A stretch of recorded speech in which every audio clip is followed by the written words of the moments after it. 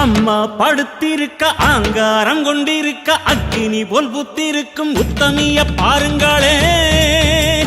நீட்டி படுத்திருக்க நீதி சொல்ல காத்திருக்க ஈசான பொட்டலிலே மாசாணி பாருங்களே. அம்மா படுத்திருக்க ஆங்காரம் கொண்டிருக்க அக்கினி போல் புத்திருக்கும் உத்தமிய பாருங்களே. நீட்டி படுத்திருக்க நீதி சொல்ல காத்திருக்க ஈசான பொட்டலிலே மாசாணி பாருங்களே.